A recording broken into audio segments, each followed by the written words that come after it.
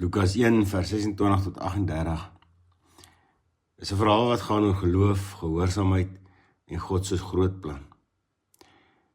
In Lukas 1 vers 26 tot 33 besoek die engel Gabriël 'n jong vrou, Maria, in die dorpie Nasaret. Hy groet haar: "Wees gegroet, begenadigde, die Here is met jou." Maria is vir haar, maar Gabriël sê: "Moenie bang wees nie, Maria, want jy het genade by God gevind." Hy vertel haar dat sy swanger sal word en die seun van God, ons Here Jesus Christus, sal baar. Dink hieraan, Maria was waarskynlik net 'n tiener, maar God kies haar vir 'n groot taak.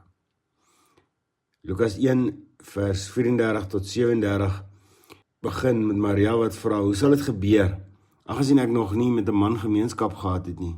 Haar vraag is eerlik, nie twyfelend soos Sagarias se nie. Gabriël verduidelik dat die Heilige Gees dit sal doen en dat niks vir God onmoontlik is nie. Maria se reaksie is kragtig: "Ek is die diensmaagd van die Here, laat dit met my gebeur soos U gesê het." Haar geloof en oorgawe is 'n voorbeeld vir ons. Maria se verhaal in Lukas 1 vers 38 wys ons wat dit beteken om God te vertrou, selfs in onsekerheid.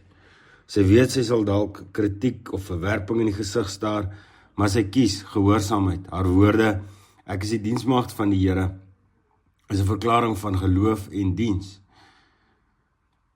Dink aan jou eie lewe. Miskien vra God jou om iets dapper te doen, om iemand te vergewe, 'n moeilike keuse te maak of jou talente vir hom te gebruik. Hoe kan Maria se voorbeeld jou inspireer om met geloof ja te sê?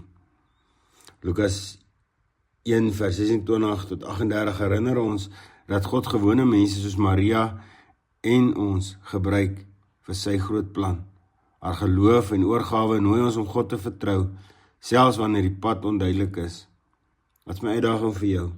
Lees vandag Lukas 1 vers 38 en bid: "Here, laat ek die diensmaagd wees. Gebruik my vir U wil."